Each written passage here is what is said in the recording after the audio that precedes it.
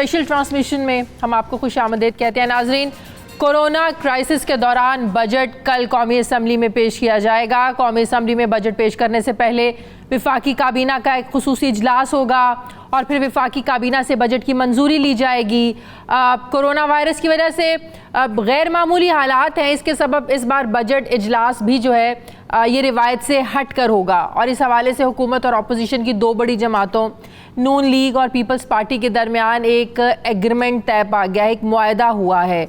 इस मुआहदे के मुताबिक हुकूमत और अपोजिशन ने इस बात पर इत्तेफाक किया है कि कोरोना वायरस के पेश नज़र समाजी दूरी को यकीनी बनाने के लिए एक वक्त में ज़्यादा से ज़्यादा 86 अरकान इजलास में शरीक होंगे, जिनमें से हुकूमत के 46 और हिज़्ब इख्तलाफ से 40 अफराद ईवान में मौजूद होंगे।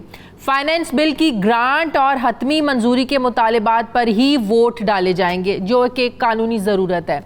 इसके अलावा 30 जून तक बजट की मंजूरी तक कोरम की निशानदही नहीं की जाएगी, जबकि अपोजिशन के अरकीन जो हैं वो तहरीक भी पेश करेंगे, लेकिन इन पर रायदही नहीं होगी और वो इससे दस्तबरदार हो जाएंगे।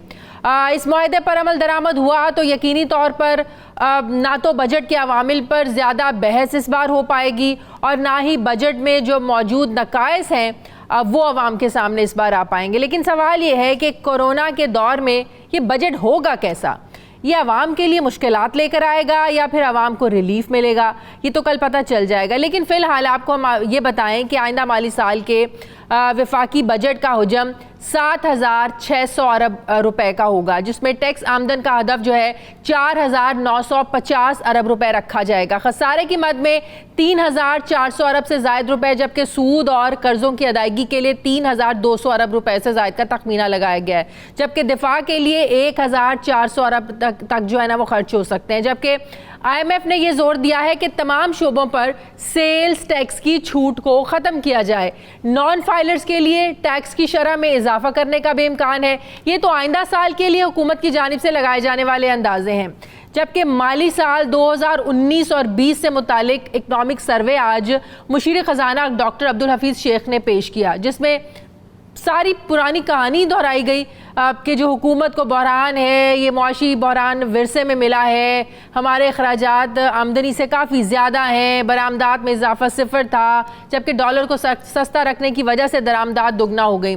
ज़र मुबादला के ज़खायर उन्होंने बताया कि ये गिर कर आधे रह गए हैं, हम बैरूनी महाज पर दिवालिये के करीब पहुँच चुके थे। साथ ही उन्होंने ये कहा कि ये बातें हुकूमत की मुआशी टीम गुज़श्ता 2 साल से नाज़रीन हम जानते हैं कि यही बातें जो है ना वो हमें सुनाई जा रही हैं। नई बात यह है कि इस बार इक्तसादी सर्वे रिपोर्ट में कोरोना का खुसूसी एक चैप्टर शामिल हो गया, जिसमें कहा गया है कि मुल्क की 56.6% आबादी समाजी और मुआशी लिहाज से गैर महफूज हो सकती है। ख़वातीन और बच्चों के सबसे ज़्यादा मुतासर होने का खदशा है। सर्वे रिपोर्ट के मुताबिक कोरोना वायरस की वजह से 2 करोड़ 73 लाख अफराद के जो रोज़गार हैं ये ख़तरे में पड़ जाएंगे। जुज़वी लॉकडाउन पर ज़रई और गैर ज़रई शोबे में 1 करोड़ 55 लाख अफराद के बेरोज़गार होने का खदशा है।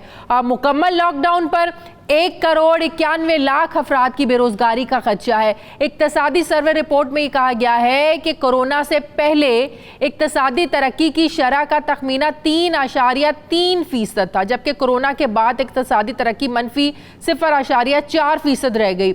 अब कोरोना वायरस से ओवरसीज़ पाकिस्तानियों के जो मुस्तकबिल हैं वो भी ख़राब होने का खदशा है, उनके भी बेरोज़गार होने का खदशा है। कोरोना से तालीमी इदारों के 4 करोड़ 20 लाख तलबा और तालिबात जो है ये बराह रास्त मुतासर हुए हैं, जबकि स्कूल और कॉलेजेस की बंदिश से ख़वातीन के बेरोज़गार होने का भी खदशा है। अब आज के इक़्तिसादी सर्वे रिपोर्ट के मुताबिक कोरोना से FBR की टैक्स वसूलियों को भी धचका लगा है। कोरोना के बायस बजट खसारा 9.4% तक पहुँचने का खदशा है। कोरोना वायरस से जो मुल्की बरामदात है, एक्सपोर्ट्स जो हैं ये भी मुतासर हुई हैं। अब हुकूमत जारी माली साल में खातिर खा अहदाफ जो थे, टारगेट, ये पूरे करने में पूरे तरीके से नाकाम रही है। सवाल ये है कि क्या सारी मुआशी नाकामियां जो हैं ये कोरोना के खाते में डालना, पिछली हुकूमतों के खाते में डालना, क्या ये सब दुरुस्त है? इस पर आज हम बात करेंगे। मुझे ज्वाइन किया है माहिर मुआशियात डॉक्टर फ़ारूक सलीम साहब मेरे साथ हैं। माहिर मौशत डॉक्टर आबिद सुलैरी साहब ने मुझे ज्वाइन किया है। साबिक सदर Karachi chamber of commerce Siraj Qasim Teli साहब मेरे साथ हैं और सदर Lahore chamber of commerce Sheikh Irfan Iqbal साहब मेरे साथ हैं और कुछ ही देर में हमें साबिक advisor world bank doctor Abid Hasan भी ज्वाइन करेंगे। तमाम मेहमानों को अस्सलाम वालेकुम और बहुत बहुत शुक्रिया आप सब लोगों का। डॉक्टर फ़ारूक साहब, मैं आपसे शुरू करती हूँ।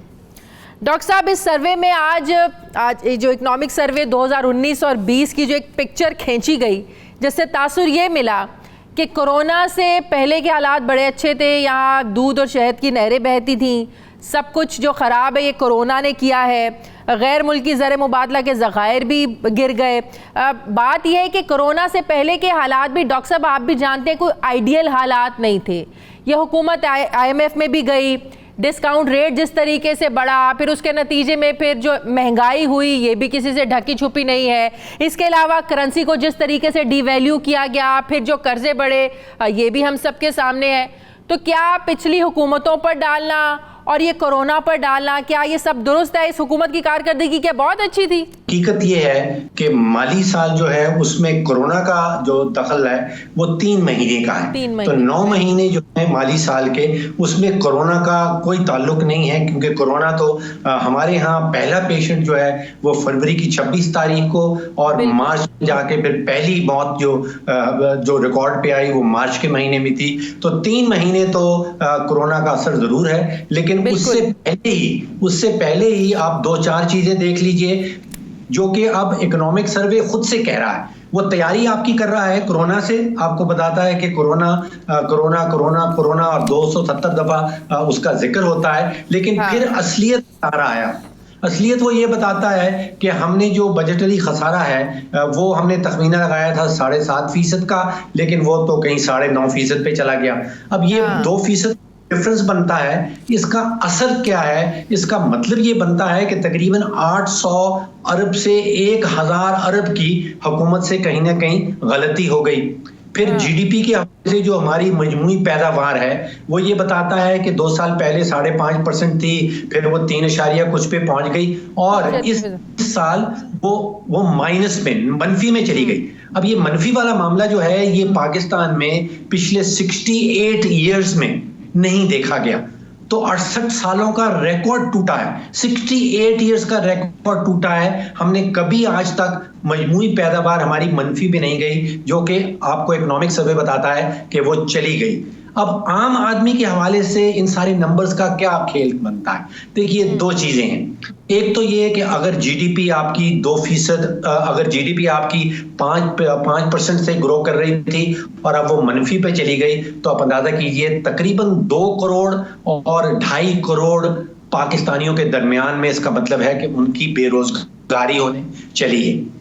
और अगर इन्फ्लेशन का रेट जो अब खुद ही इकोनॉमिक सर्वे बता रहा है कि कुछ साल पहले 4% पे था और फिर हमने 14% की पीक देखी पिछले 2 सालों के दौरान। इसका मतलब ये है कि तकरीबन 4 से 5 करोड़ पाकिस्तानी ऐसे हैं जो शराए गुर्बत से गिर जाएंगे ये महंगाई की वजह से।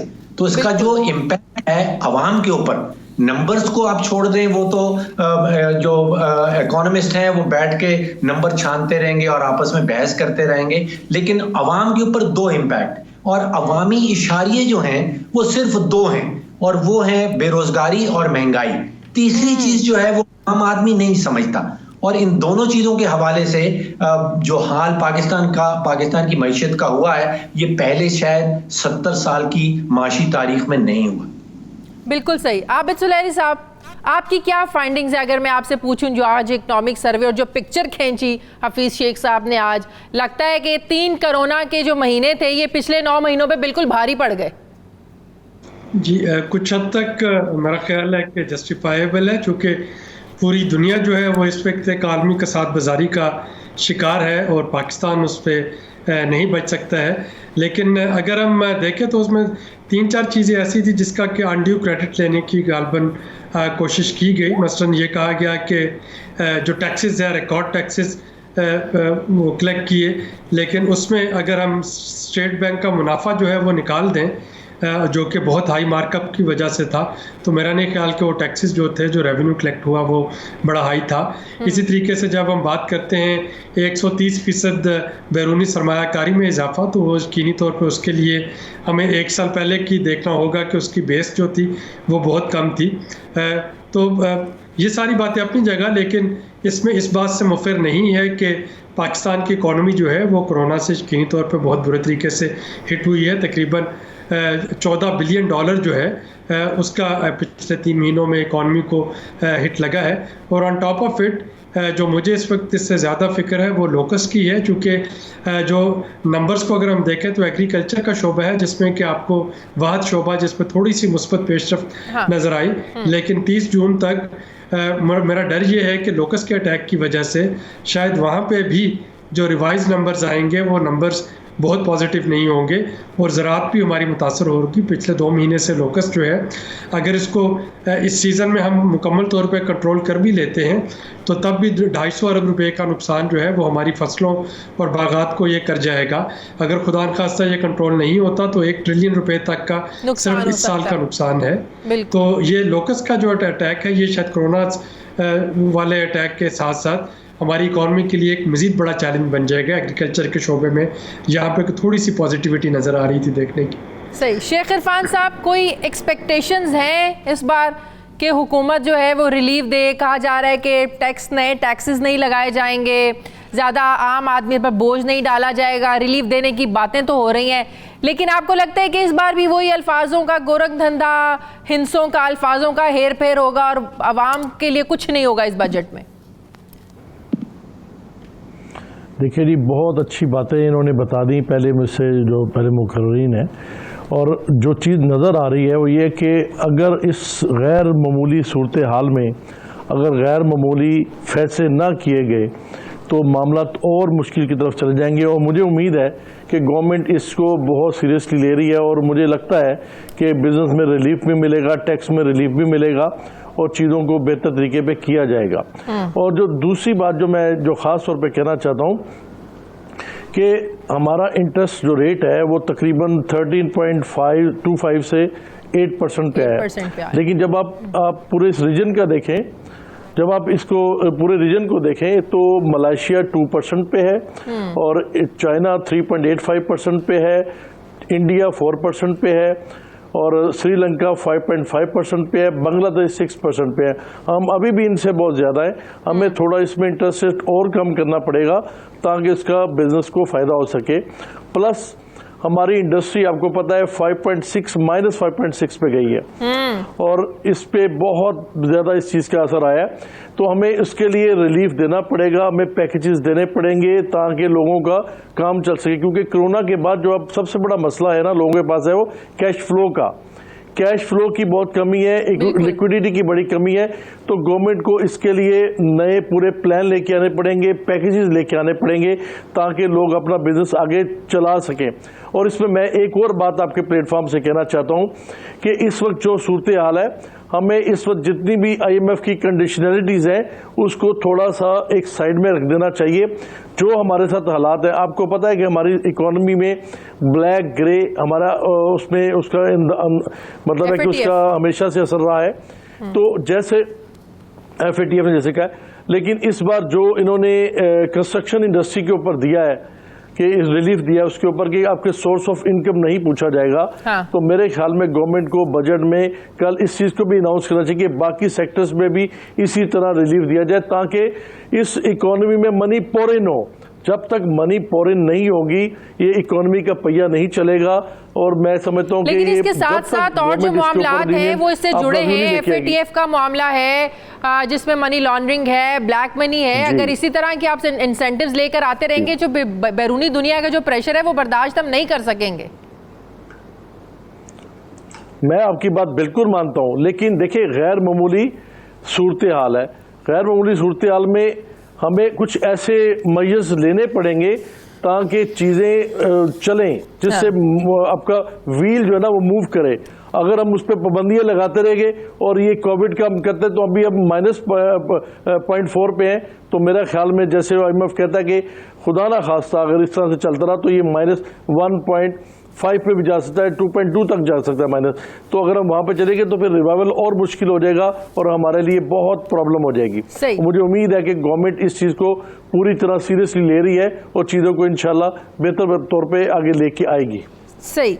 सिराज कासिम तेली साहब, क्या एक्सपेक्टेशन है इस बार बजट से कारोबारी तबके को?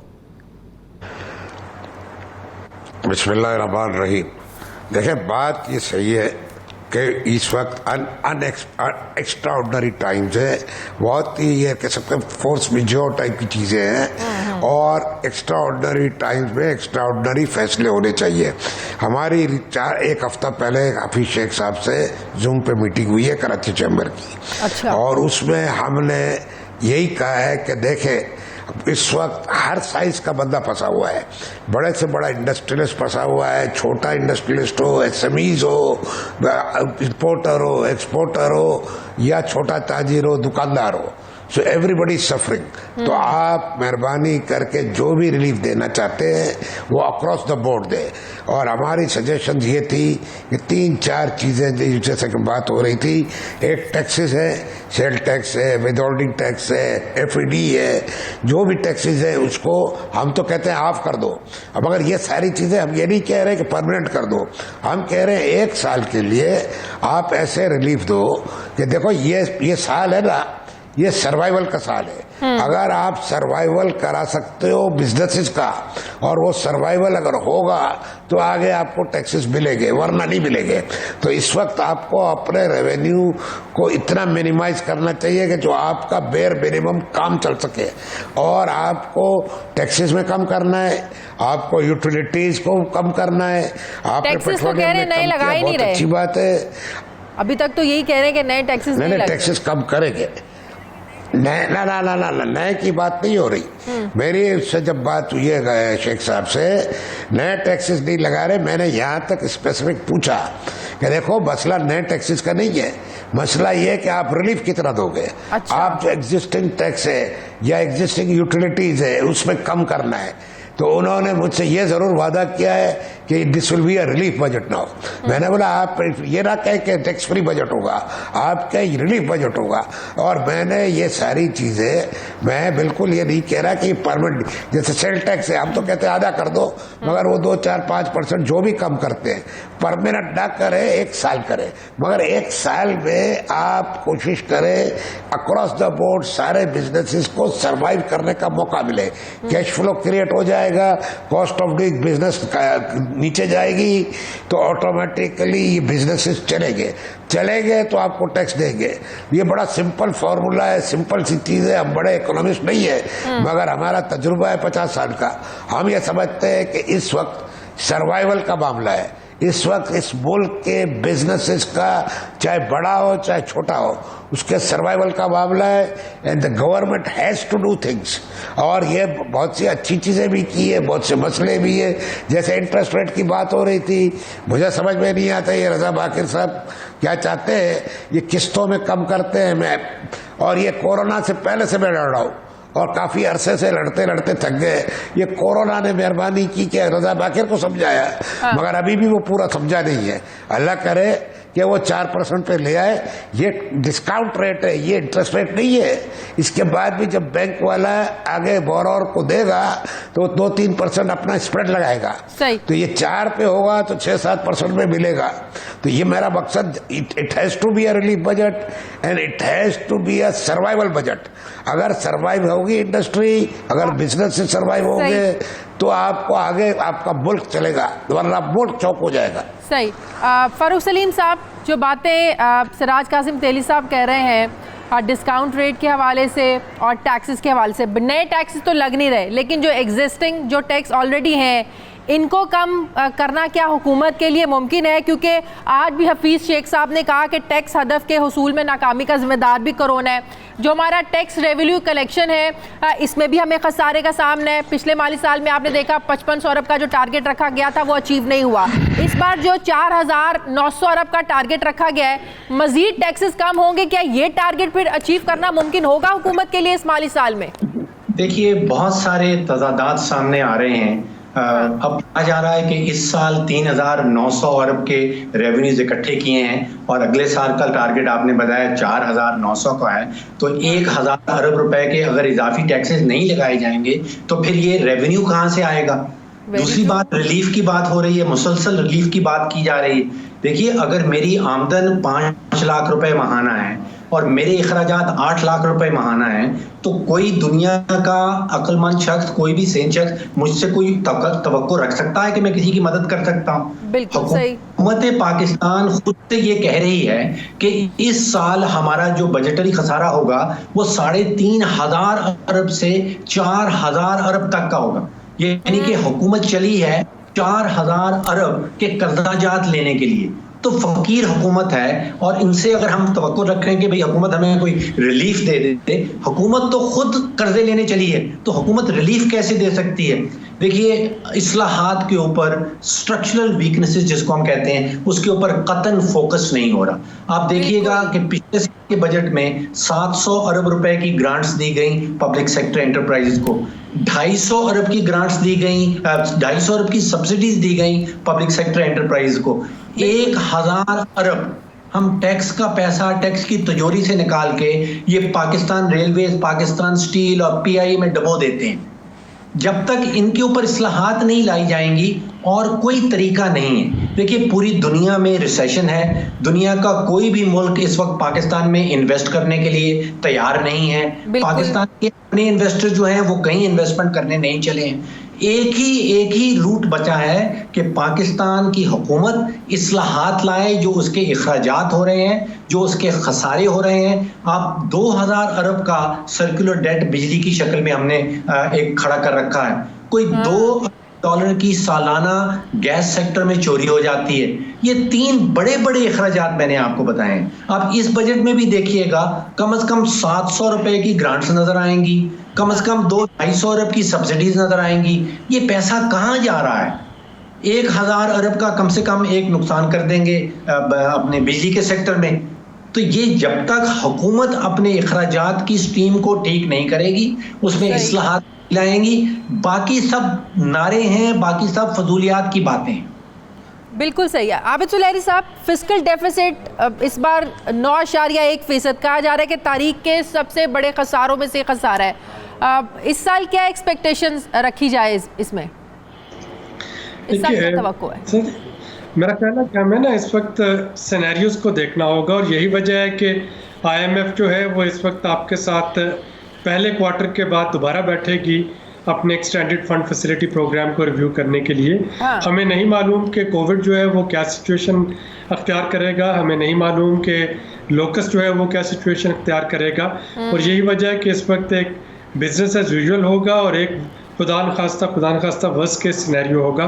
और इन दोनों के दो अलग सिनेरियोज जो हैं वो हुकूमत को भी बनाने पड़ेंगे। उस पर IMF जो है वो भी बहुत क्लियर है। IMF 2 चीज़ों पे फ्लेक्सिबल नहीं है, एक एनर्जी सर्कुलर डेट पे और दूसरा loss making public sector enterprises पे।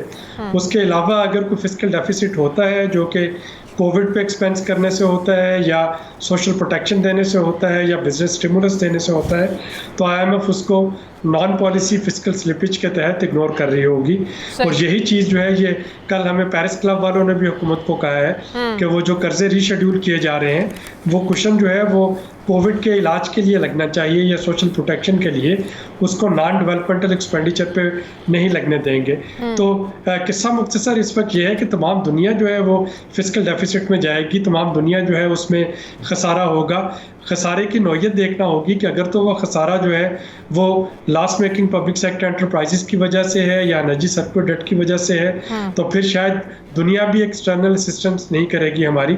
लेकिन अगर वो खसारा इस वजह से है कि हम कोरोना के मरीजों को बेहतर निगहदाश्त दे सकते हैं, टेस्टिंग कैपेसिटी बढ़ा रहे हैं। साहब, पेरिस क्लब ने भी पाकिस्तान समेत मजीद जो 4 ममालिक के कर्जों की अदायगियाँ मौखर की हैं, चाड, इथोपिया, कांगू। वैसे ही शर्मिंदगी की बात है कि हम ऐसे ममालिक की अब फहरिस्त में शामिल हो गए हैं। आज बांग्लादेश ही आप देख लें, पर कैपिटल इनकम 10% उनकी ज़्यादा है, एक्सपोर्ट उनकी हमसे ज़्यादा है। तो ये तो हमारे लिए बड़ी शर्मिंदगी की बात है। हम इस पर भी खुश होते हैं कि हम इस ममालिक में शामिल हो गए, इस ममालिक की लिस्ट में, और हमारे कर्जे मौखर हो गए। ये तो शर्मिंदगी की बात है। देखिए, ये यकीनी तौर पे है, लेकिन इस वक्त हुकूमत के पास वाकईतन कोई अल्टरनेटिव नहीं है। या तो रेवेन्यू पूरा करने के लिए नए टैक्सेस लगाएं, और अगर वो टैक्सेस नहीं लगाते और रेमिटेंस भी इस साल कम आएगी तेल की कीमतों में क्रैश होने की वजह से, जो फॉरेन डायरेक्ट इन्वेस्टमेंट है वो भी आने के चांसेस नहीं है, एक्सपोर्ट जो है वो भी गिर रही होंगी, तो फिर कहीं ना कहीं से तो हुकूमत को अपने खर्चे पूरे करना होंगे। और स्पेशली कोविड और लोकल्स के कंटेक्स्ट में इस वक्त हुकूमत के पास यही ऑप्शन है कि एक्सटर्नल असिस्टेंस और एक्सटर्नल बोरिंग करे, और उसके बाद इस साल के बाद देखें कि उसको किस तरीके से डेट सस्टेनेबिलिटी जो है वो किस तरीके से बेहतर बनानी है। तो कम से कम इस साल मैं कर्जे लेने का मुखालिफ नहीं हूँ, मैं इस चीज़ का ज़रूर कायल हूँ कि वो जो कर्जे हैं वो डेवलपमेंटल एक्सपेंडिचर पे लगाए जाएं। वो कर्जे लेके दोबारा से स्टील मिल और रेलवेज़ और PIA के खसारे पूरे करने में ना लगा दिए जाएं, या वो कर्जे जो है वो एनर्जी सेक्टर डेट पूरा करने में ना लगा दिए जाएं। सही। मुझे प्रोग्राम में एक ब्रेक लेनी है, रहमान मेरे साथ है। नाज़रीन वापस आते हैं एक छोटे से वक्फे के बाद। ब्रेक के बाद एक बार फिर से आपको खुशामदीद कहते हैं। प्रोग्राम में मुझे ज्वाइन किया है साबिक advisor world bank Abid Hasan साहब ने। अस्सलाम वालेकुम, बहुत शुक्रिया आबिद साहब ज्वाइन करने के लिए। आबिद साहब, आलमी बैंक ने चंद रोज़ पहले जो रिपोर्ट जारी की है माली साल 2019-20 की, जिसके दौरान ये कहा गया है कि पाकिस्तान की मईशत को ख़तरात का शिकार रहेगी और अगले साल तक बहाली का इम्कान नहीं। ये सारी कोरोना को मद्देनज़र रखते हुए, उस सारी सूरत हाल को मद्देनज़र रखते हुए रिपोर्ट दी गई है। लेकिन दूसरी तरफ ये भी कहा गया कि ख़ित्ते की जो दीगर मईशतें हैं, भारत, बांग्लादेश, नेपाल, भूटान, माली साल 2019-20 में भी तरक्की करती, उन्होंने कहा कि ये करती रहेंगी, आगे भी तरक्की होगी। हालांकि अगर देखा जाए कि ये जो वबा है इसने तो पूरी दुनिया को मुतासिर किया है, तो फिर पाकिस्तान के लिए अंदाज़ा और पेशन गोइयाँ कि ये अगले साल भी बहाली का इम्कान नहीं है, ये अंदाजे, ये तखमीने किस हद तक दुरुस्त होते हैं वर्ल्ड बैंक के? देखिए, एस्टिमेट्स जो हैं या फोरकास्ट जो है वो फोरकास्ट ही होती हैं, ये कोई एग्जैक्ट साइंस, मैथमेटिकल साइंस नहीं है। सही। अब जहाँ तक इंडिया बांग्लादेश का रहा, ये कोविड या कोरोना क्राइसिस से पहले उनकी जो मईशत है वो हमारे से बहुत ज़्यादा स्ट्रॉन्गर थी। उनकी ग्रोथ पिछले 5, 8, 10 साल हमसे ऑलमोस्ट डबल रही। तो उनका जो कोरोना के बाद का जो है ग्रोथ पैटर्न हमसे मुख्तलिफ होगा, क्योंकि उनकी इकोनॉमी हमसे स्ट्रॉन्गर है। तो इस लिहाज से थोड़ा डेफिनेटली हर मुल्क में फ़र्क होगा। So going into the crisis उनकी इकोनॉमीज हमसे, इंडिया और बांग्लादेश की हमसे स्ट्रॉन्गर थी। Coming out of the crisis भी फिर उनकी इकोनॉमी हमसे ज़्यादा जल्दी रिबाउंड करेगी। अब देखना, जिस तरह इंडिया और बांग्लादेश तो IMF के पास नहीं गया। इंडिया और बांग्लादेश पूरे दुनिया में भीख नहीं मांग रहा कि जी हम इतने गरीब हैं। हमारा तो एक अजीब नैरेटिव है कि एक तरफ हम न्यूक्लियर पावर हैं, दूसरी तरफ हम अपने आप को सब सहारन अफ्रीका या अफगानिस्तान की तरह पेश करें कि जी हम बहुत गरीब हैं। ना इंडिया ने ये नैरेटिव अडॉप्ट किया है, ना बांग्लादेश ने, ना वो IMF के पास गए, क्योंकि उनकी इकोनॉमिक मैनेजमेंट हमसे पिछले 10 साल में बहुत बेहतर रही है, इंडिपेंडेंट है, और हम इंडिपेंडेंट है। और हम तो एक अजीब एक नैरेटिव, मुझे तो बड़ी शर्म आती है एज ए सिटीजन कि एक तरफ हम एक न्यूक्लियर पावर्ड हैं, हम मिडिल इनकम कंट्री हैं, और हम पूरी दुनिया में ये फैला रहे हैं कि जी हम तो बहुत गरीब हैं, हमें भीख मांगने दें, हमें मदद करें। तो उस लिहाज से वो आई थिंक कि हमारी जब तक कि हम बोल्ड स्टेप्स नहीं लेंगे, ये जो हमारा एक विशी वॉशी है ना, उस वजह से हम जो है हमारी इकोनॉमी की ग्रोथ पिकअप नहीं करेगी अगर हम इसी तरह मतलब रहे और विशी वॉशी और बोल्ड ना हुए। सही। आपका मतलब है IMF में जाए बगैर, दूसरे ममालिक से कर्जे लिए बगैर हमारे गुजारे हो सकते हैं, और जब तक हम इंडिपेंडेंट नहीं होंगे, बोल्ड स्टेप नहीं देंगे, हमारी मईशत ऐसे ही सुकड़ेगी और बाकी हमारे जो खित्ते के और दूसरे ममालिक हैं हम उनसे हमेशा नीचे ही रहेंगे। शेख इरफान साहब, मैं अगर आपकी तरफ आऊँ और ये पूछूँ कि पिछले साल से जो एक एहतसाब का हमारे मुल्क में एक सिलसिला शुरू हुआ है, इसने कारोबार को किस हद तक मुतासिर किया है? देखिए जी, एहतसाब तो 2.5 साल से जब से गवर्नमेंट आई है एहतसाब का नारा लगा रही है। हाँ। मैं सच्ची बात है, हम चाहते हैं कि एहतसाब हो, एहतसाब करें। हाँ। बट सिर्फ एहतसाब पे न रहे, बाकी चीज़ों पे भी साथ लेके चलें, इकोनॉमी को भी साथ लेके चलें।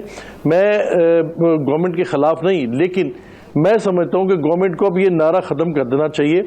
अगर आपने एहतसाब करना है तो कुछ करके भी दिखाओ, अभी तक तो कोई रिजल्ट नहीं आया।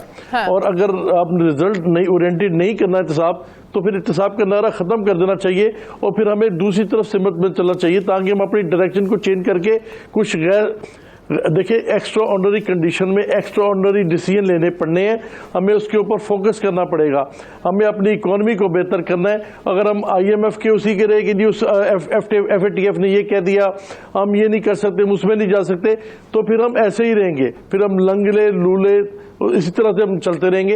हमें तो अपने बोल्ड डिसीजन जैसे आबिद साहब ने कहा है हमें लेने चाहिए और इसके ऊपर हमें अब अमल दरामद भी करना चाहिए। देखिए हमने विद होल्डिंग टैक्स रखा है 4.5%। कोई बिजनेस ऐसा है जिसमें कोई आप 1% कमा रहे हैं, किसी में 0.5% कमा रहे हैं, बेशुमार ऐसे बिजनेस है, कहीं 2% है, तो आप लोगों को नेट में ला ही नहीं सकते। जहां 4.5% देना हो आप कमा रहे हो 1%, तो ये हमें इनको नीचे लाना पड़ेगा। हमें हर सूरत 0 से 1% विद होल्डिंग टैक्स को करना पड़ेगा। हमें हर सूरत अपने इंटरेस्ट रेट को कम करना पड़ेगा। आप लोगों के मुतालिबात है ना, जो बात अभी फारूक सलीम साहब कह रहे थे कि हमारे तो ज़ाहिर कारोबारी तबके के सनतकारों के ताजरों के मुतालिबात है, लेकिन अपने घर का आपने एस्टिमेट भी तो लगाना है ना। आपके घर का बजट कितना है, आप लोग खर्च कितना कर सकते हैं, आप रिलीफ दे कितना सकते हैं।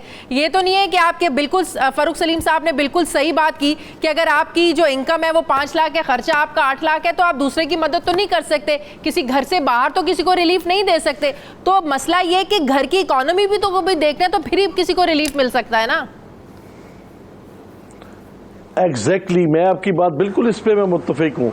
देखिए ये जो कोविड-19 चल रहा है, अभी तो इसका पीक आना है पाकिस्तान में। अभी तो जुलाई और अगस्त में कहते हैं पीक आना है, और अब ये कैसे कहते हैं कि ये जब पीक के बाद ये रिवर्स भी करेगा तो it will take 3 to 4 month. मेरे ख्याल में दिसंबर तक तो कोई चांसेस नहीं है कि आपके कोई चीजें बेहतर हो सके इसमें कोरोना में।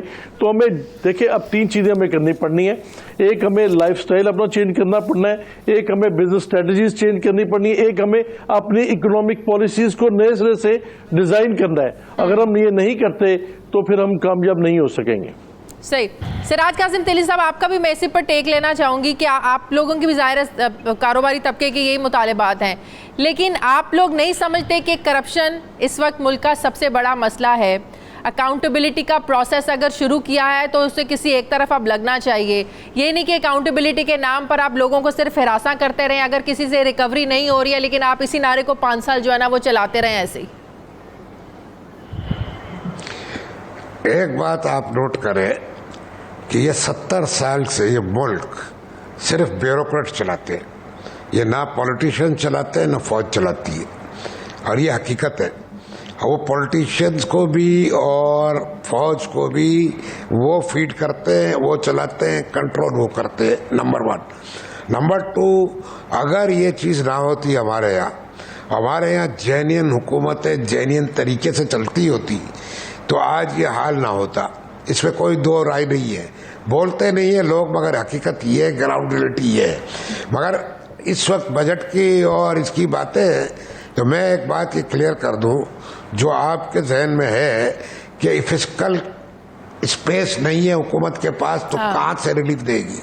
देखें मैं ये समझता हूँ जिस तरह IMF ने मौखर किया है वो 1 साल के लिए, इसी तरह इनको सारे इंटरेस्ट रेट वगैरह ये जो डेप्ट सर्विसिंग है इसको मौखर कराना चाहिए और अपनी इंडस्ट्री को, अपने बिजनेसेस को वो पैसे से रिलीफ देना चाहिए और अपने खर्चे कम करने चाहिए, बेयर मिनिमम लेवल पे ले आना चाहिए। देखें एक बात आप समझ लें, अगर ये हुकूमत या ये बजट, इसलिए कि ये कोरोना कहीं जाता नहीं है, we have to live with it, it's part of our life now. जब तक वैक्सीन नहीं आती जब तक हमें इसके साथ जीना है और हमें हमारा काम भी करना है। बात बड़ी सिंपल है कि अगर आप फ्यूचर चाहते हो पाकिस्तान का, इकोनॉमी का, तो आपने किसी तरह भी bye whatever means you can, you have to give relief and you have to make sure कि your business is survive। ये सर्वाइवल का बजट है, ये कोई मेरा आपका नहीं है। और ये जो कैलकुलेशन जो भी इन्होंने आज सर्वे बताया और अगले सालों के हदफ वगैरह बताए, ये सब खाना पूरी है। इसलिए खाना पूरी है कि 2 महीने बाद का किसी को नहीं पता इस वक्त कि ये कोरोना के साथ क्या होगा। वापिस अगर लॉकडाउन में चले गए आप लोग या और कोई मसला हो गया तो ये इकोनॉमी वैसे ही तबाह हो जाना ही। तो एक तरफ से आपको अपनी जानें बचानी है, दूसरी तरफ से अपने बिजनेसेस बचाने हैं। ये सर्वाइवल का मामला है। मतलब और ये जो बहुत सारे ऐसे खर्चे हैं इनके पास, वो नीचे आप ले आए। लोगों की डिमांड है डिस्काउंट रेट 2-3% पर आ जाए। जो एग्जिस्टिंग टैक्सेस हैं वो बिल्कुल जो है ना हुकूमत लेना 1 साल के लिए उसको भी मौखर कर दे। तो हुकूमत के पास रेवेन्यू का, अगर टैक्सेस से रेवेन्यू नहीं आएगा तो हुकूमत अपने खर्चे कैसे चलाएगी? अगर हुकूमत कम से कम खर्चे रखे अपने 1 साल के लिए, अपने पेट पे भी पत्थर बांधे। इसलिए कि मेरी एक बात समझ ले कि लेट से थोड़ी देर के लिए फर्ज कर ले कि ये सारे इकोनॉमिस्ट ये सब अच्छी बातें कर रहे हैं, टैक्सेस और लगा देंगे और खराब कर देंगे और बिजनेसेस वैसे ही बैंकरप्ट होने वाले हैं और बैंकरप्ट हो जाएंगे, तो ये कौन सी हुकूमत चलाएंगे, कहाँ से चलाएंगे? तो इसलिए एक कॉमन सेंस की पहले बात करें। मैं समझता हूँ कि ये थ्योरीज और इकोनॉमीज और ये सब अपनी जगह पे ठीक है, मगर पॉइंट ये है कि ये टाइम वो नहीं है। ये टाइम है आपको रास्ते करने, सारे डेप्ट सर्विसिंग को मौखर कराना है, आपको पैसे बचाने, अपने खर्चे बचाने और किसी तरह भी टोटल बिजनेसेस अक्रॉस बिजनेसेस, मैं नहीं कह रहा कोई स्पेसिफिक कोई आप बेनिफिट दो, और आप मेक श्योर करो कि 6 महीने साल आपकी बिजनेसेस सर्वाइव करें। अगर वो सर्वाइव नहीं करेगी, किससे टैक्स लोगे आप, कहाँ से लोगे? जरा ये तो सोचो। हिसाब किताब मैं भी कर सकता हूँ कागज पे कि 3,900 अरब रुपए मेरा टारगेट है। हाँ। वो टारगेट पूरा होना भी नहीं है, ये रखा हुआ है अपने हिसाब के लिए। डॉक्टर साहब ये सब प्रैक्टिकल है? डेट सर्विसिंग को मुअत्तल कर देना, डिस्काउंट रेट नीचे ले आना, सिर्फ सरवाइव करे बिजनेस, प्रैक्टिकल है? देखें, बात ये है, मैं बिल्कुल एग्री करता हूँ दिल्ली साहब से। ये हमारे लिए एक बड़ा डिफाइनिंग मोमेंट है और एक एग्जिस्टेंशियल थ्रेट है। मतलब बहुत से मुल्कों को है, हम इसमें कोई नहीं है। इसमें जो मैं बिल्कुल एग्री करता हूँ कि जो टैक्स का निज़ाम है इस वक्त, तो कोई टैक्स नहीं बढ़ाना चाहिए, जो है सो है। इस वक्त फोकस है कि आपने जो प्रोग्राम अनाउंस किया है डेली वेजेस, अभी तक कोई पैसा नहीं उनको गया। आपने प्रोग्राम अनाउंस किया वर्कर जो है फॉर्मल सेक्टर में, अभी तक उनको नहीं मिला। आपने प्रोग्राम अनाउंस किया स्मॉल बिजनेसेस को ग्रांट देनी है, लोन तो खैर दूर की बात है, कोई अक्लमंद बिजनेसमैन इस वक्त लोन नहीं लेगा, कुछ भी नहीं हुआ। आप वो करें। देखें, बात सुने, 3 मिलियन गवर्नमेंट एम्प्लॉइज हैं जो ऊपर से नीचे तक हर आर्म ऑफ गवर्नमेंट, उनको तो तनख्वाहें मिल रही हैं। हाँ। वो हमारे टैक्सों से मिल रही है ना। पर जहां बात है कि जी डेली वेजर्स को आपने अभी तक कोई पैसे नहीं दिए, आपने स्मॉल बिजनेसेस को, वो जी हमारे रूल अब चेंज हो रहे हैं, जी नैब पकड़ लेगा, ये कर लेगा, वो कर लेगा। इस वक्त 2 बहुत इंपॉर्टेंट चीजें हैं। बिल्कुल टैक्स नहीं बढ़ना चाहिए, और जैसे सब कह रहे हैं टैक्स बढ़ के एनीथिंग, हमने अपनी बिजनेसेस को चलाना है, ये अगले साल बहुत क्रूशियल है। दूसरा, आप एक्सपेंडिचर कम करें। देखें, बात ये है कि मैं मतलब ये मे भी आप समझते हैं कि बड़ी वाइल्ड ये हाइपोथेसिस है। आज आप सारे लोगों को, गवर्नमेंट के लोगों को कहें जी घर बैठे हम आपको तनख्वाहें देंगे, ये मुल्क चलता रहेगा। बट आपकी को 1000 अरब की सेविंग होगी, गाड़ियां, बिजली, मतलब बंदे बैठे हुए हैं, लोगों बिजनेसेस को ब्लॉक कर रहे हैं, डिसीजंस नहीं ले रहे। वो अकाउंटेबिलिटी किधर गई? हाँ। अपनी सेल्फ अकाउंटेबिलिटी तो गवर्नमेंट ने अभी तक की नहीं है, जो ये सही कहते हैं। सो कमिंग बैक, देखें, सबसे इम्पोर्टेंट जो है अगले 12 महीने में जितना हो सके, चाहे जहां से भी हो सके, रिलीफ वो बिजनेसेस को देना चाहिए, चाहे ये जो है 3 महीने से, और बिल्कुल सही है, ये तो क्राइसिस अगले 6-8 महीने चलेगा। ये मतलब हम आई डोंट नो किसको बेवकूफ बना रहे हैं कि जी बस ये अभी वो बात चली जाएगी। So we have to get the economy reviving. If it means कि डिस्काउंट रेट लोअर करें, भूल जाए IMF को। देखे ना, वो वाशिंगटन में बैठे ब्यूरोक्रेट, वो हमारा मुल्क चला रहे हैं। हम अपने मुल्क को खुद चलाना चाहिए ना, करेज होना चाहिए। जहां तक रहा डेट सर्विस का, देखें, बात यह है कि बल्क ऑफ हमारी डेट सर्विस हमारी डोमेस्टिक डेट है, कम कर दें उसको। अपने जो हमारे डोमेस्टिक डेट होल्ड करता है गवर्नमेंट का, उधर भी कहें जी हम अब आपको नहीं पे कर सकते। फॉरेनर का डेट सर्विस तो मुश्किल से 20% है हमारे बजट का या 25% है, but we have to take some very difficult hard decision, और वो मुझे नजर नहीं आता। इसी पर मैं फारूक सलीम साहब का टेक लेना चाहती हूँ। फारूक सलीम साहब, जिस तरीके से हुकूमत को इस वक्त मशवरे मिल रहे हैं, आपके इस पर क्या टेक है? डेट सर्विसिंग जो है उसको मौखर कर दिया जाए, डिस्काउंट रेट बिल्कुल नीचे ले जाया जाए, सिर्फ फैसिलिटेट किया जाए कारोबार को, मैशियत तभी चलेगी। मैशियत नहीं चलेगी तो आप 4,900 अरब का जो टैक्स रेवेन्यू कलेक्शन का एक टारगेट है वो फिर आप कैसे अचीव करेंगे?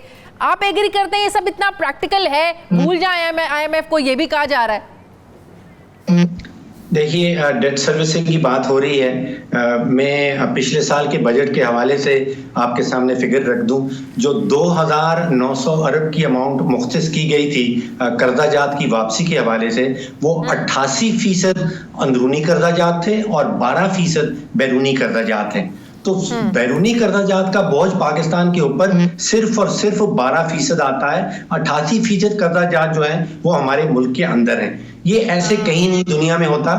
दुनिया में कहीं ऐसे नहीं होता कि हमने जो सूद देना है, जो हुकूमत ने कर्जाजात लिए हैं, हम वो नहीं देंगे। यानी कि आप कह रहे हैं कि हुकूमत ओपनली एक बैंक्रप्सी डिक्लेयर कर दे, ऐसा नहीं किया जा सकता। यहाँ पे देखिए, इस वक्त पाकिस्तान के अंदर प्राइवेट इन्वेस्टमेंट नहीं होने चली, अगले 1 साल नहीं होने चली। फॉरेन डायरेक्ट इन्वेस्टमेंट, कोई बाहर से आके इन्वेस्टमेंट इस मुल्क में नहीं करने लगा। प्राइवेट इन्वेस्टमेंट नहीं हो रही। इसमें इस वक्त जो हमारे पास एक रास्ता बचा है और वो हुकूमती खसारे कम करने हैं। हमें हुकूमती अखराजात से कोई हमें इख्तलाफ नहीं। वजीर आजम साहब के प्राइम मिनिस्टर सेक्रेटेरिएट का खर्चा है, जरूर होना चाहिए। सदर साहब के घर का खर्चा हो रहा है, वो खर्चा होना चाहिए। वो 3 मिलियन हमारे पास जो सरकारी मुलाजमीन है उनकी तनख्वाहें देनी है, वो जरूर दें। मैं इखराजात और खसारों में तफरीक कर ले। इखराजात तो होने हैं, लेकिन जो खसारे कर रही है, खसारों से मेरी मुराद ये है कि पब्लिक सेक्टर एंटरप्राइजेज 197 रियासती इदारे हैं, उसमें PIA, उसमें पाकिस्तान रेलवे, उसमें पाकिस्तान स्टील, इनको हम 1000 अरब रुपया सालाना दे देते हैं। अब इस बजट में दोबारा यही देखेंगे, हमने 2000 अरब का नुकसान कर दिया है बिजली के सेक्टर में। देखिए, पाकिस्तान कतई तौर पे गरीब मुल्क नहीं है, ये आप तय कर लें। पाकिस्तान गरीब मुल्क नहीं है। पाकिस्तान को गुर्बत में धकेल दिया गया है हमारी नाकाम माशी पॉलिसीज की बुनियाद पे। अब खुद सोचिए, जो मुल्क 1000 अरब रुपया अपने पब्लिक सेक्टर एंटरप्राइजेज में बांट देता है, डबो देता है, क्या वो गरीब मुल्क है? जो मुल्क 2000 अरब रुपया अपने और उन इदारों पर जो रेवेन्यू कमा के भी नहीं देते, जो ऑलरेडी खसारे में चल रहे हैं, तो गरीब मुल्क पाकिस्तान नहीं है, ये कहना हम बंद कर दें। इसको गरीब कर दिया गया है हमारी माशी पॉलिसीज के नतीजे में। मैं जरा ब्रेक ले लूं, ब्रेक के बाद वापस आएंगे, करेंगे करंट अकाउंट खसारे को कम करने का हुकूमत जो क्रेडिट ले रही है, इसमें हुकूमत का क्या कमाल है। दूसरा, जो गर्दिशी कर्जा एक बहुत बड़ा चैलेंज है, इससे कैसे जान छुड़ाई जाए, ये कैसे काम हो, इस पर भी मैं बात करूंगी। मेरे तमाम मेहमान मेरे साथ हैं। वापस आते हैं एक छोटे से वक्फे के बाद। ब्रेक के बाद एक बार फिर से आपको खुशामदीद कहते हैं। कासिम दिल्ली साहब, मैं अगर आपकी तरफ आऊँ, करंट अकाउंट खसारा जो हुकूमत क्रेडिट लेती है कि 20 अरब डॉलर से 3 अरब डॉलर तक हम ये जो डेफिसिट है इसको ले आए, कम कर दिया है। मुशीर ख़जाना ने आज भी कहा है कि हुकूमत का बहुत बड़ा कारनामा है कि पहले साल और ख़ुसूसी तौर पर इस साल 73% कमी की गई। लेकिन मेरा सवाल ये है कि इसमें हुकूमत का क्या क्रेडिट है, हुकूमत का क्या कमाल है? भाई, एक्सपोर्ट तो आपकी हुई नहीं है, कमी तो इसमें इसलिए आई कि आपकी इंपोर्ट नहीं हो रही थी। इंपोर्ट इसलिए नहीं हो रही थी आपकी पॉलिसीज की वजह से। तो हुकूमत इसमें क्या क्रेडिट ले रही है फिर? नहीं, इंपोर्ट पे इन्होंने ऐसा किया था कि जिसको बंद करना था वो तो बंद किया, जो नहीं बंद करना था इतनी ड्यूटीज बढ़ा दी और इतना कुछ बढ़ा दिया कि इन्होंने इकोनॉमी को चोक कर दिया। असल में उसूलन मैं उस वक्त भी कहता था रज़ाक दाऊद साहब को कि साहब आप ये कर तो सही रहे हो, मगर इसमें एक गलती है। आपको सिर्फ उन चीज़ों को जो लग्जरी आइटम्स है उनको बैंड कर दें, जैसे बड़ी गाड़ियाँ हैं वगैरह वगैरह, मगर ये जो आप अक्रॉस द बोर्ड हर चीज़ को रोक देते हो तो आप पूरी इकोनॉमी को चोक कर रहे हो और ये सही नहीं होगा एंड ऑफ द डे। मगर जाहिर है कि जब इस तरह करेंगे तो डेफिसिट कम होगा ट्रेड का। ट्रेड का डेफिसिट जब कम होगा तो उसका क्रेडिट ये ले रहे, मगर बात ये नहीं है। मगर ये अभी अगर कोरोना ना आता तो मेरे ख्याल से ये चीज़ अभी चुपती भी नहीं, मगर खैर है, अब उन चीज़ों को छोड़े। मेरे हिसाब से इस वक्त फोकस होना चाहिए आगे, और हमें अपने को सर्वाइवल बजट चाहिए और रिलीफ बजट चाहिए। अगर इसके अलावा कुछ और बजट आता है तो मैं समझता हूँ इस मुल्क के साथ बहुत बुरा होगा, और अल्लाह ना करे कि हमारा मुल्क सर्वाइव ना करे। इसलिए कि ये जो बातें हो रही है बहुत सारी इधर उधर, कभी कभी लगता है, और मुझे पूरी उम्मीद है हमने जो मीटिंगें की है उससे, और अल्लाह करे कि ये सर्वाइवल के लिए सोचे। उम्मीद तो हर साल आवाम को भी होती है कासिम तेली साहब, उम्मीदें तो हर साल आवाम भी लगाकर बैठती है कि उनकी जो एक्सपेक्टेशंस हैं वो पूरी होंगी। खैर उम्मीद पे दुनिया कायम है, उम्मीद पे दुनिया कायम है, बिल्कुल सही बात है। अच्छा, मुझे तर्जुमान बलूचिस्तान हुकूमत कोशिश करना, लियाकत शाहवानी साहब ने ज्वाइन किया है। अस्सलाम वालेकुम लियाकत साहब, पिछले हफ्ते हमें याद है आपको जब प्रोग्राम में लिया तो खबर की थी कि बजट से मुतालिक जो इजलास हो रहा था मनसूबा राब्ता कमेटी का, वज़ीर आला बलूचिस्तान उसे वॉकआउट कर गए थे और कहा, उन्होंने बड़े गिले शिकवे किए, एतराज़ किया कि हमेशा बलूचिस्तान के साथ ज़्यादती होती है। आज राब्ता हुआ है वज़ीर आला का वज़ीर आज़म साहब के साथ, और कोई मुतालिबात जो थे, जो एतराज़ात थे, वो सब कुछ दूर हो गया बजट से मुतालिक। मुतालिबात मान लिए आप लोगों के? जी शाजिया, आज वज़ीर आला बलूचिस्तान जाम कमाल साहब का प्राइम मिनिस्टर इमरान खान साहब के साथ टेलीफोनिक रब्ता हुआ है, और प्राइम मिनिस्टर साहब ने जितने भी हमारे जो फेडरल PSDP में जो हमारा शेयर था, जिसमें ऑलमोस्ट 50% कट लगाया गया था, उसे वापस फेडरल PSDP का हिस्सा बनाया, और उन्होंने यकीन दहानी कराई है कि मजीद भी बलूचिस्तान को प्रायोरिटी दी जाएगी, जिस पर वज़ीर आला साहब ने भी उनका शुक्रिया अदा किया है। मैं भी हुकूमत बलूचिस्तान की तरफ से और बलूचिस्तान के अवाम की जानिब से प्राइम मिनिस्टर साहब का शुक्रिया अदा करता हूँ कि पिछले दफा भी एक बहुत बड़ी उम्मीद की किरण ये पैदा हुई कि 1990 से 2018 तक फेडरल PSDP में बलूचिस्तान का हिस्सा 8-8.5% से कभी नहीं बढ़ा, ओवरऑल फेडरल PSDP का जो एक पूरा शेयर है।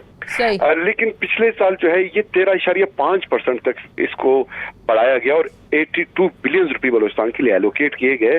पूरे बलूचिस्तान के अवाम जो है वो फूले न समाई इस खुशी से, बड़ी एक उम्मीद की फिजा कायम हो गई थी। लेकिन इस लास्ट वीक जो है 4 जून को APCC की मीटिंग में वज़ीर आला बलूचिस्तान ने बाइकाट किया और उन्होंने प्रोटेस्ट किया जब बलूचिस्तान की स्कीमों पे कट लगा, तो उससे एक बड़ी मायूसी बलूचिस्तान में फैली थी, और आपने भी नोट किया होगा, आपने भी उस पर शो किया। और जितने भी अवाम हैं बलूचिस्तान के अलावा भी मुल्क के जो अहले राय हैं, उन्होंने इसको महसूस किया, क्योंकि बलूचिस्तान जो है इस मुल्क का सबसे पसमानदा सूबा है और सबसे बावसाइल है, लेकिन मसाइल उसके सही। लेकिन अब अच्छी बात यह है कि आप लोगों की जो रिजर्वेशंस थी, आप लोगों के जो एतराज़ थे, मुतालिबात थे, तहफ़्फ़ुज़ात को दूर किया गया और मुतालिबात को मान लिया गया, ये अच्छी खबर है। बहुत शुक्रिया लियाकत शाहवानी साहब मेरे साथ। फ़ारूक सलीम साहब, वक्त बिल्कुल थोड़ा सा है, एक अहम चीज़ मैं चाहती हूँ ये भी प्रोग्राम में हम ज़रूर डिस्कस करें, एक सर्कुलर डेट जो हमेशा हुकूमतों के लिए एक बहुत बड़ा चैलेंज रहा है। 2000 अरब तक का ये सर्कुलर डेट पहुंच गया है, हर महीने 20 अरब का इसमें इजाफा भी हो रहा है गर्दशी कर्जों में। बिजली आज भी महंगी है, और बिजली महंगी इसलिए करते हैं कि ये कर्जे उतारे जा सकें। कर्जे भी बढ़ रहे हैं, बिजली भी महंगी है, कर्जे भी नहीं उतर रहे, ये क्या पॉलिसी है? इनसे कैसे जान छूट सकती है? देखिए, आज से 2 साल पहले, 22 महीने पहले, अगस्त 2018 में जब PTI की हुकूमत आई थी, तो उस वक्त हमें बताया गया था कि गर्दिशी कर्जा जात जो हैं वो 1000 और 100 अरब हैं। अब ये 22 महीने के बाद ये रकम पहुंच गई है 2000 अरब, यानी कि पिछले 22-23 महीनों में तकरीबन 900 अरब रुपया इजाफा हुआ है। और इन 22 महीनों में हमें जो मिनिस्ट्री है वो मुसलसल एनर्जी वाली ये बताती रही कि बड़ी इस्लाहात आ रही हैं और बड़ी तेज़ी से जो हमारी चोरी है वो नीचे आ रही है, हम जो रकम वसूल करते हैं बिलों के खिलाफ वो बेहतर हो रही है। लेकिन उसका लुब्बे लुबाब तो आपके सामने है। अगर सर्कुलर बढ़ रहा है तो इसका मतलब है कि कोई तब्दीली नहीं आई, बल्कि कंडीशंस हैव गॉन वर्स, और ज्यादा खराबी पैदा हो गई। यानी कि 22 महीनों में हमने 900 अरब रुपया जो है वो इकट्ठा कर लिया। एक बात शादिया और करना चाहता हूं कि अब जिस तरह हमें वसाइल सुकड़ते हुए नजर आ रहे हैं, तो 18वीं अमेंडमेंट की जो कमजोरियां हैं, खास तौर पे उसकी जो माली कमजोरियां हैं वो बड़ी वादे तौर पे सामने आ रही हैं। अब इस बजट में हम मुख्तस कर रहे हैं 3,200 अरब रुपया डेट सर्विसिंग के लिए, कर्जाजात की वापसी के लिए। अब वो कर्जाजात सिर्फ इस्लामाबाद ने तो नहीं लिए थे, वो तो चारों सूबों के खर्च किए गए थे। बिल्कुल, अब 1400 अरब रुपया हम खर्च कर रहे हैं, मुख्तत कर रहे हैं डिफेंस के लिए। अब वो डिफेंस सिर्फ इस्लामाबाद का तो नहीं होगा, वो दिफा तो चारों सूबों का होगा। तो ये जो कमजोरी है 18वीं अमेंडमेंट की फाइनेंशियल एस्पेक्ट के हवाले से, इसको दुरुस्त करना बड़ा जरूरी है। ठीक है, बहुत बहुत डॉक्टर फ़ारूक सलीम साहब मेरे साथ थे, डॉक्टर आबिद सुलेहरी साहब, सिराज कासिम तेली साहब, साबिक सदर कराची चैम्बर ऑफ कॉमर्स, सदर Lahore chamber of commerce Sheikh Irfan Iqbal साहब और साबिक advisor world bank Abid Hasan साहब भी मेरे साथ थे। आप तमाम मेहमानों का बहुत शुक्रिया। हमारी इस ट्रांसमिशन का वक्त ख़त्म हो गया, मुझे इजाज़त दीजिए, अपना ख्याल रखिएगा, अल्लाह हाफ़िज़।